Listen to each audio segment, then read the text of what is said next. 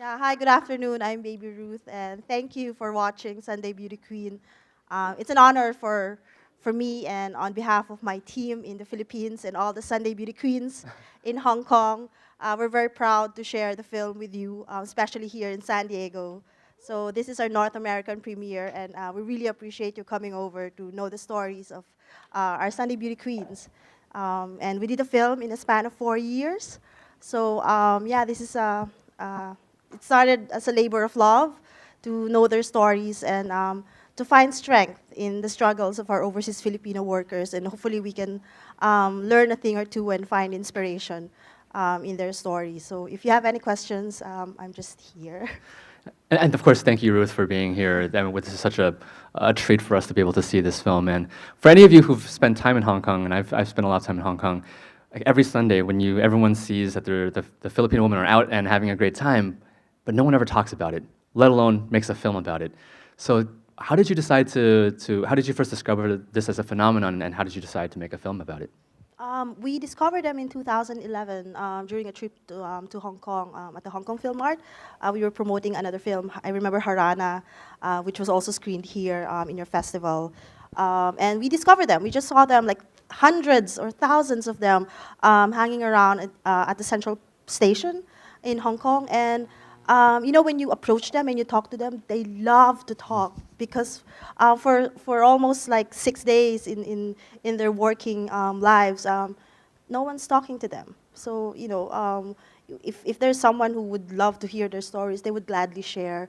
And I mean, they gave up so much in their lives in the Philippines to be able to, to provide back home.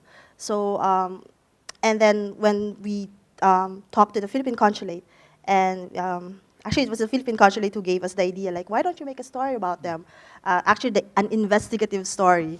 That's what they're looking for because they feel like our OFWs are spending so much for this beauty pageant, and they feel like instead of spending this money back home, they're spending it to themselves, to beautify themselves, and they feel it's kind of superficial. And then when we dug deeper, it's actually more than that. It's not the superficiality of things, but it's a necessary escape for them.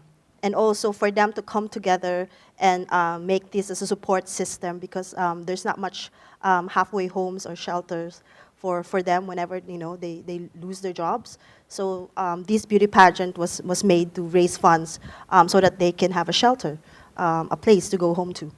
Yeah, you know it's not an ordinary beauty pageant because when you look in the audience, it's mostly women, and Yes. that's it's not an ordinary beauty pageant. So that's really how it was, and it was Yeah. very self-consciously for that community. Yes, yeah. And it's ironically the biggest beauty pageant. They celebrate it during the Independence Day Okay. celebration on June 12th or a week before the 12th of June. So yeah, it's really their freedom day to be beautiful and free, And at least for certainly, 12 hours.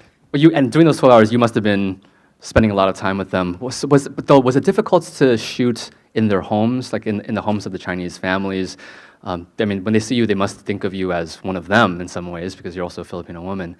Was it hard to get their trust that, that, yeah. Well, I think by nature, Hong Kong nationals are really private individuals. They're not really very comfortable speaking in front of the camera. But when we explain to them the sincerity of what we want to do and we really want to champion, and actually most of them were surprised that their house helpers are beauty queens.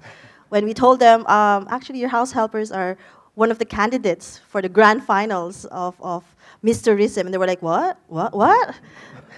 So somehow it made them feel proud that they have a beauty queen inside their house, and it also helped that we have a Hong Kong producer by the name of Michael Wong, who's the producer of Wong Kar Wai, who's with us. So he came with us when we asked permission from the employers. So yeah, and we brought some Filipino goodies.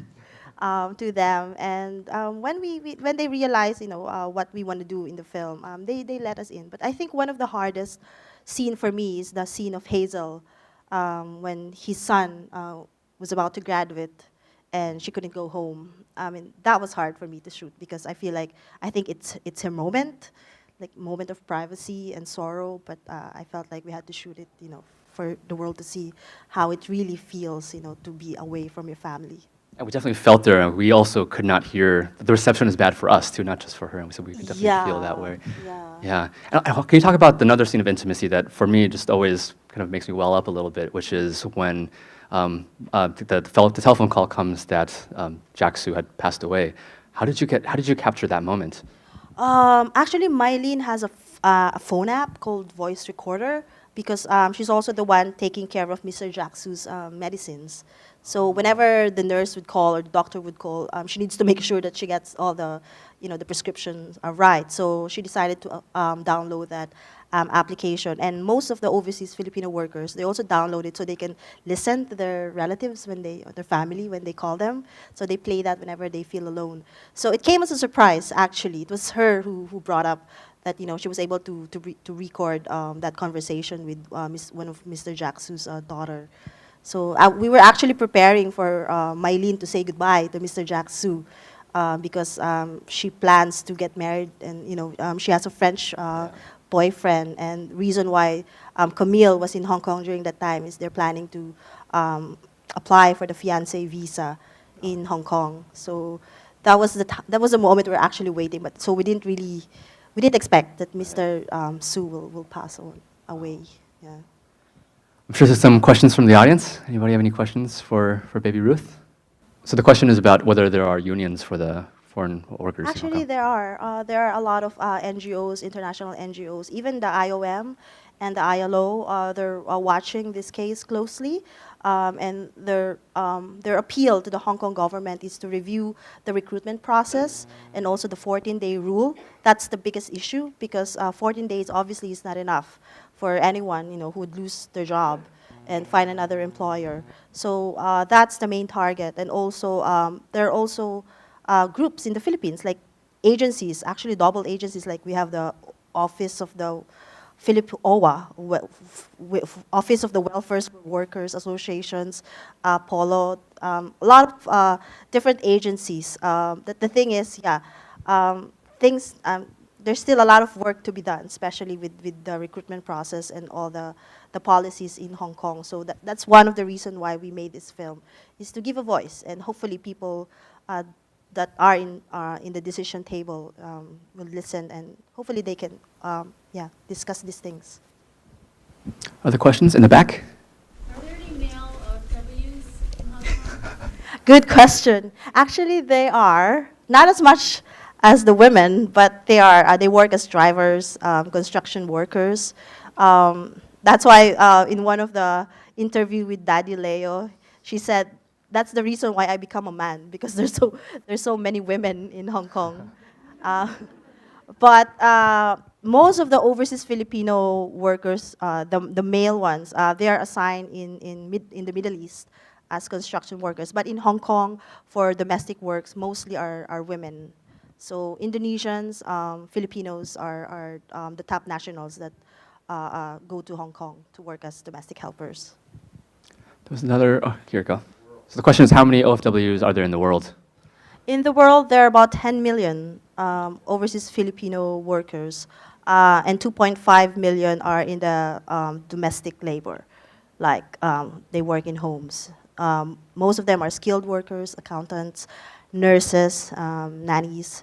In different countries, the concentration are also different. Like in the Middle East, most of them are construction workers, as I've mentioned, and also people who work in hotel and BPO industries. So it's quite a lot. Kind of a two-part question. Are there any employers that did not want you shooting them? And for those that, when you actually shot and learned about what you were doing, did their behavior change towards the employees? Good question. Actually, we followed the 16 candidates in the 2015 Miss Tourism. We tried to follow most of them. And there was one employer who actually sort of reported us to the Hong Kong Immigration Office because he's not really comfortable, being asked about, how he treats his maid, or he doesn't want us to visit the home. So it was tough. It was tough for us because, we're not really officially from Hong Kong. So that's why we had to bring in a Hong Kong producer with us to explain these things. And there was even one employer who wants the Philippine president to call him to make sure that we are legal and what we're doing is really for like national TV. And so yeah, we got inquiries from employers. So the ones that welcome us are really the good ones. The budget for the film. We started with a seed grant from Tokyo Docs. We were given about 30,000 US dollars to do the research and do some pre-interviews, established our roots in Hong Kong. And then later on, we applied to Busan Asian Cinema Fund.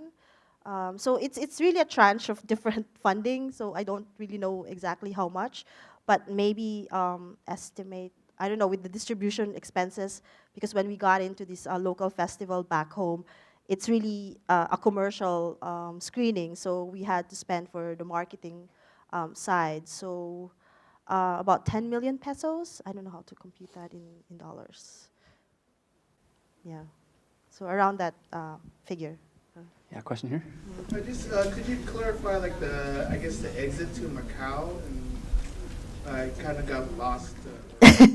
Yeah, sorry. Way to get, like, past. Yeah, because Macau is technically another country. So when you exit to Macau, so it's like you're good for another 14 days when you go back to Hong Kong. So like OFWs who got terminated, if they feel like they're gonna lapse their stay in Hong Kong, if their 14-day is about to end, they go to Macau and stay there for a while. Because if they go back to the Philippines, they would have to pay another round of placement fees, training fees, TESDA fees, and of course, it's more expensive for them, and also the embarrassment that they have to face their families, when they come home. So Macau is sort of like a safe ground for them. So there's an underground community there of also OFWs who,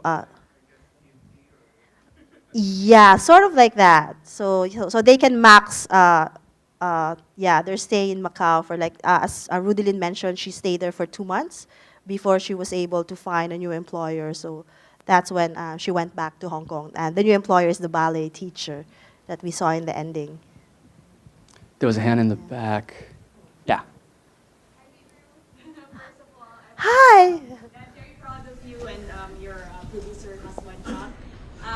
So more power to you. So question, besides this Asian Film Festival, are you planning to participate in any other festivals here in, I guess, Southern California or maybe like the United States?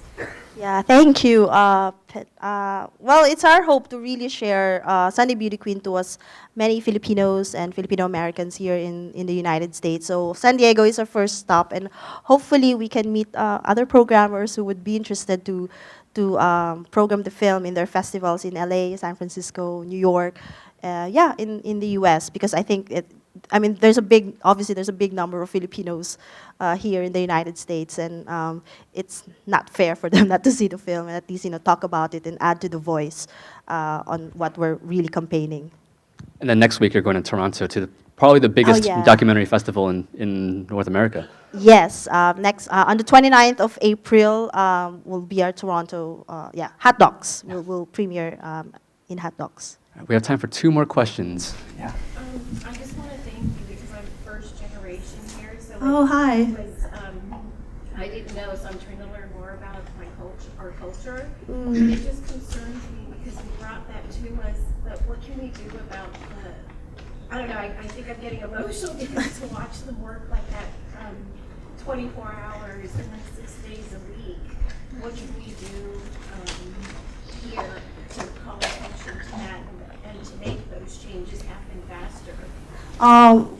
Yeah, I appreciate your concern, and what we hope that fellow Filipinos, those who are concerned to support the campaign is if you want to support a shelter home in Hong Kong, or if you just for you to tweet about it, share your opinion, your feedback about the film. That means a lot already. And if you will find, a domestic helper here in the United States, or if you happen to go to Hong Kong and see them, I mean, talk to them, listen to them, that would go a long way. And this coming May, there will be a conference. We've actually invited a politician from Hong Kong and a senator in the Philippines, Senator Sani Angara, who's assigned with migration in the Philippines. We'll sit them down, and hopefully things will change, because we really want at least our government to send the message that we need to review the 14-day rule in Hong Kong, because that's really too short. I mean, at least Israel gives 30 days for Filipinos, when they lose their job. In Singapore, I heard it's much worse. Once you get terminated, you are sent back to the Philippines automatically. So they say that Hong Kong is actually an ideal place for some, which of course, as we all see, it's really not. So we just need to really, add to the voice that that these Filipino workers really need. So yeah, for now, I think that's what we can do. And me as a filmmaker, I mean, I thought like this is the best, at least the least thing that I can contribute to their cause and tell their story, and hopefully, we can be inspired by them. I saw at the end you dedicated this to your mom. Yeah. Can you tell us about your story? Who? Okay. Well, yeah, my mother was once a domestic helper, which I never had the chance to meet, so I don't really know her. All I know is that she was asked if she'll bring me with her or she'll give me up so that I can have a better life with my father's family. So I guess she made the right choice. I don't know. So yeah, so maybe that's also one of the reasons why subconsciously I want to do this film, but hopefully she could watch this, and maybe she's out there. Maybe she'll send me a Facebook message like, "Hey, I'm your mother." So yeah, so that's my story. Yeah, there's still some missing parts in that narrative, but yeah. So I just want to say I'm proud of her. Well, thank you for sharing that story, and thank you for sharing the stories of all the workers in the Thank film. you. If you have more questions for Ruth, well, we can take the conversation outside in the lobby. And we also want to mention that ARP, took some winners, but apparently they have more winners outside. So go to their table Wow. and see if you won additional raffle prizes. Once again, thank you all for being here at the screening. If you like the film, tell your friends we're playing it again on Monday night. Thank you. Thank you. Thank you, San Diego. Thank you.